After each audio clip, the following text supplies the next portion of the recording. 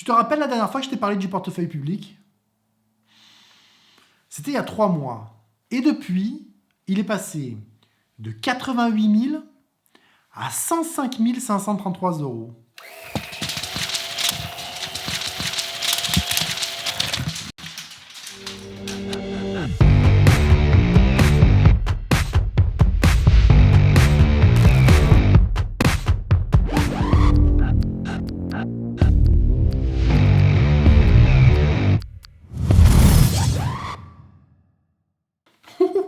J'adore ce truc. Salut les amis, toujours un vrai plaisir de vous retrouver. Alors au moment où j'enregistre cette vidéo, c'est-à-dire vendredi 6 novembre, fin de matinée, on aurait dû normalement savoir si Biden ou Trump allait être le prochain président des États-Unis d'Amérique pour les 4 prochaines années. Mais l'épisode n'est pas encore terminé et le suspense est encore intact. Quoi qu'il en soit, et quel que soit le résultat final, c'est, je pense, le moment idéal pour faire le point sur les positions du portefeuille public, histoire de savoir comment chacune d'elles vont évoluer sur les 6 à 3 prochains mois. Cette vidéo nous servira en quelque sorte de marqueur dans le temps, ce qui nous permettra de juger si l'élection de Biden ou la réélection de Trump sera un plus pour les marchés américains et par conséquent pour le portefeuille public sur du court à moyen terme. Alors aujourd'hui, tu as bien fait de venir, car je vais partager avec toi en toute transparence la totalité des informations du portefeuille public. Tu vas savoir ce qui est rentré ou sorti lors des 3 derniers mois, tu vas connaître les montants et les retours de chaque position, et je vais même te dire s'il y a des positions que j'ai envie de solder ou de renforcer, tout en partageant avec toi mes prix d'entrée et mes éventuels prix de sortie. La totale. Alors, comme je te le disais dans l'intro, il y a 3 mois, le portefeuille public avait une valeur totale de 88 198 euros. Et au moment où je prépare cette vidéo, on est à 105 533 euros, soit un retour de 120% et 57 630 euros de gain potentiel. Puisque je te rappelle, au passage, que tant que tu ne vends pas, tu ne valides ni tes gains, ni tes pertes. Ça paraît évident, mais c'est toujours bon de le rappeler. Alors avant de commencer, je voulais répondre à une question d'actualité que vous êtes très nombreux à vous poser. Est-ce que les marchés US sont plus performants sous un président républicain ou démocrate? Ça, c'est ce que j'appelle une très bonne question. Et la plupart d'entre vous sont convaincus qu'un président républicain, soit un président de droite, est bien meilleur pour les marchés qu'un président de gauche, soit démocrate. Eh bien, pas vraiment. Puisque comme tu peux le voir sur ce diagramme, depuis 1935, que le président soit de droite, donc républicain en rouge, ou de gauche, démocrate en bleu, sur du long terme, les marchés sont à la hausse et restent à la hausse. Alors rassure-toi, on ne va pas remonter au président Roosevelt, mais si on commence par Bush Senior, président républicain des années 90, les marchés ont bien été à la hausse pendant toute la durée de son mandat. Clinton, président démocrate en bleu, là aussi, les marchés ont bien été à la hausse. Par contre, pour ce qui est de Bush Junior, président républicain, c'est discutable. Mais à sa décharge, il ne faut pas oublier qu'au début de son premier mandat, il y a eu l'éclatement de la bulle Internet. Et qu'à la fin de son deuxième mandat, il y a eu la crise financière de 2008. Alors on va dire qu'avec tout ça, ça n'est pas trop mal sorti. Pour ce qui est des 8 ans de présidence sous Obama, donc juste après la crise financière de 2008, les marchés ont connu une hausse là aussi significative, puisque le S&P 500 est passé d'un niveau extrêmement bas de 670 points, crise oblige, à plus de 2800 points, soit une hausse de 323%.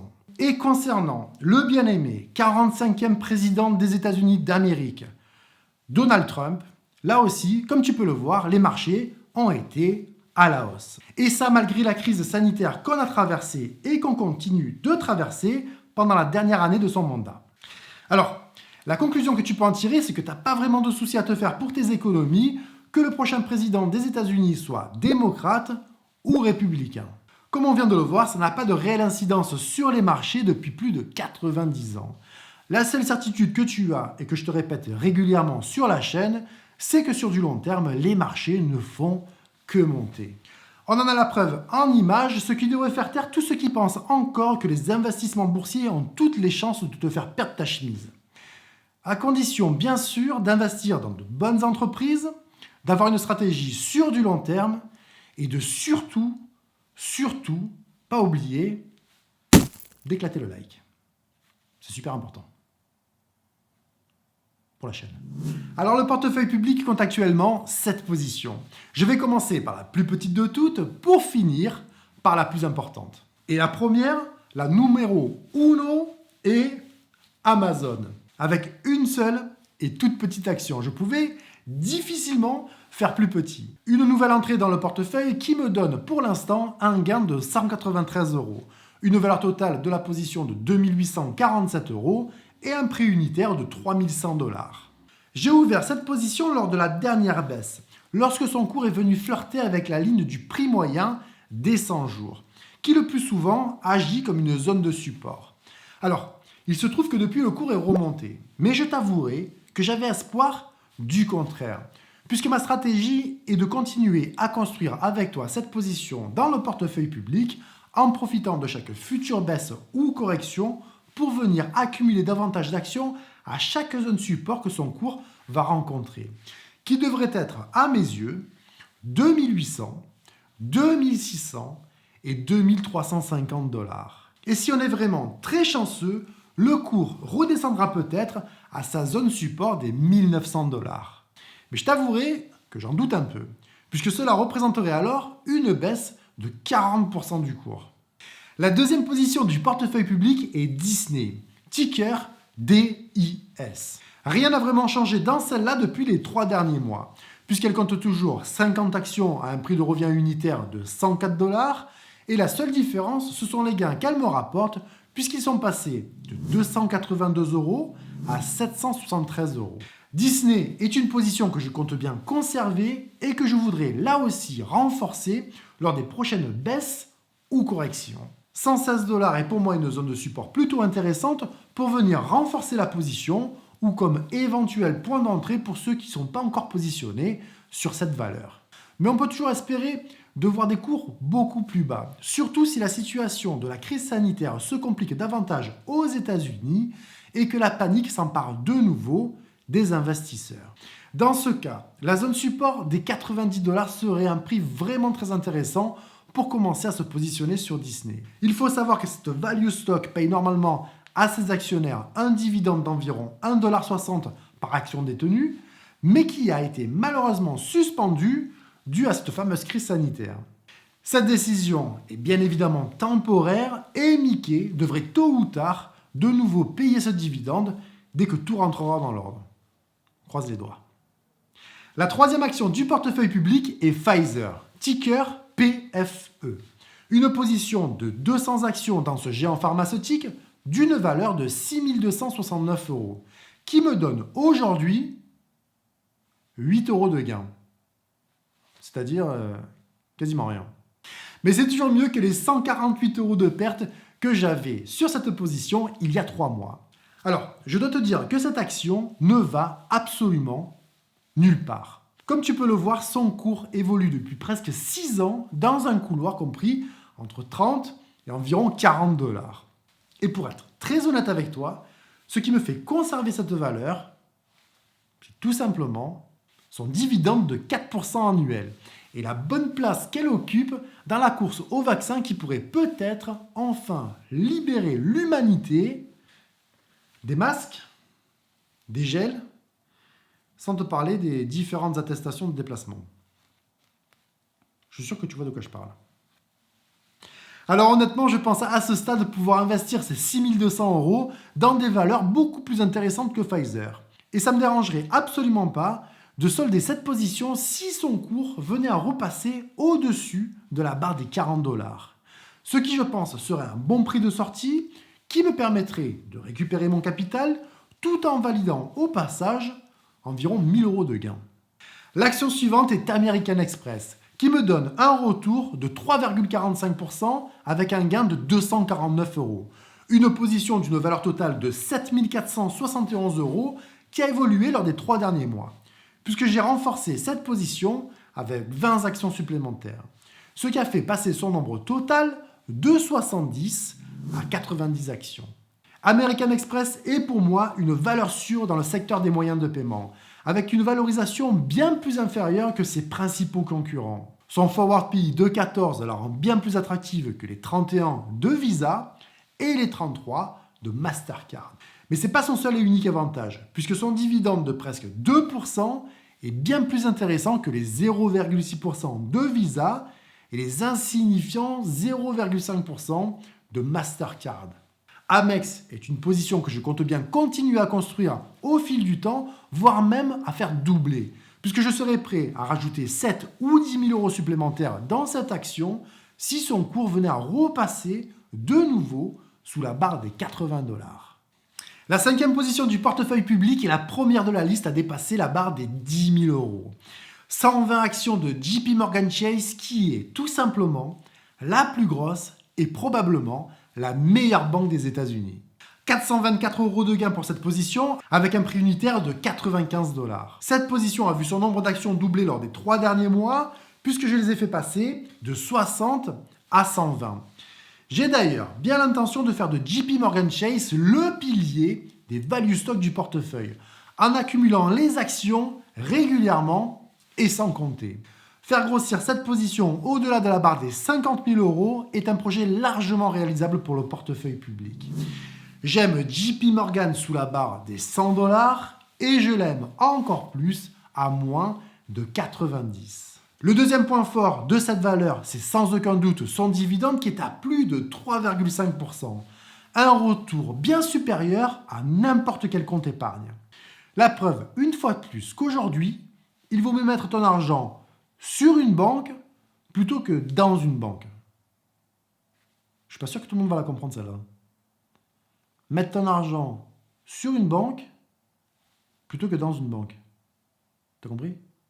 L'avant-dernière position de la liste est et sera pour longtemps le pilier des growth stocks du portefeuille public. Un géant technologique qui faisait partie de mes actions jackpot de ma précédente vidéo et qui est ni plus ni moins que le leader mondial des réseaux sociaux. 6 572 euros de gain pour les 70 actions Facebook du portefeuille public.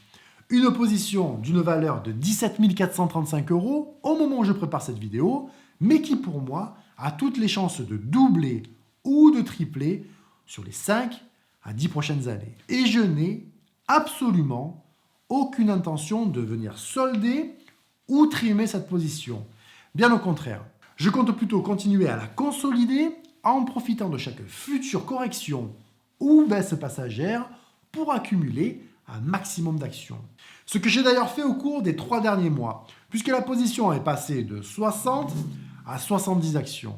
Le prix de revient unitaire est à 175 $, ce qui me donne un retour d'un peu plus de 60%. Les zones support pour cette valeur qui seront pour moi des opportunités pour acheter davantage d'actions ou qui pourraient se révéler être de bons points d'entrée sont, je pense, 220 $, 200 et même 175 $ si là aussi la panique venait de nouveau à s'emparer des investisseurs.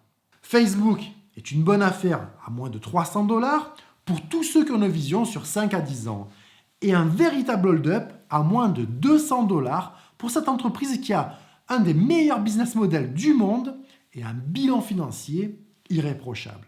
Alors on y est les amis, on arrive à la dernière action de la liste et je suis sûr que ceux qui me suivent connaissent déjà le nom de l'action qui occupe la première place du podium de la liste des actions du portefeuille public. Cette position qui nous donne un gain de 49 318 €, soit un retour de plus de 800%, n'est ni plus ni moins que Tesla. Je suis sûr que tu l'avais deviné. Ces 150 actions au prix unitaire de 45 $ ont une valeur totale de 55 445 €. Tesla, ticker TSLA, a été une véritable machine sur les 12 derniers mois, puisque son cours a augmenté de plus de 550% pour passer de 60 à 438 $. Une performance extraordinaire pour tous ceux qui, comme moi, ont déjà une position dans cette entreprise, mais qui pourrait se révéler être un piège pour certains investisseurs débutants restés sur la touche et qui seraient tentés de prendre le train en marche à n'importe quel prix. Ce qui reviendrait à agir comme un FOMO, ou Fear of Missing Out. C'est-à-dire d'investir dans une entreprise tout simplement parce qu'elle a connu une hausse spectaculaire, en pensant que le cycle ne s'arrêtera jamais et que ce qui monte continuera forcément à monter davantage. Malheureusement, ce n'est pas toujours le cas. Et vous êtes très nombreux à me contacter pour me parler de hot stock qui ont connu ou qui connaissent elles aussi des performances extraordinaires. Et vouloir se lancer dans ce type d'action avec pour seule motivation un cours à la hausse, je t'avouerai que ça m'inquiète un peu. C'est la raison d'ailleurs pour laquelle je compte rapidement préparer un épisode afin de te parler de tout ça. Alors, laisse-moi un commentaire et donne-moi les valeurs qui t'intéressent le plus. Même si, honnêtement, je pense avoir 2-3 petites idées. Mais ce que je peux déjà te dire, c'est que le cours d'une action ou d'un indice évolue principalement autour de la ligne du prix moyen des 200 jours. La ligne en noir que tu vois sur ce diagramme. Et le cours de l'action va se comporter un peu comme un élastique qui va s'étirer aussi bien à la hausse qu'à la baisse autour de ce point de référence. Et notre élastique ne va pas pouvoir s'étirer indéfiniment.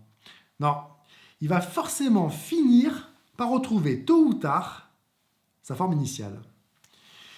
Et lorsque tu cherches à investir dans une valeur qui a pris 200, 300 ou 500% de hausse sur une courte période, c'est rarement le meilleur moment pour commencer à ouvrir une position.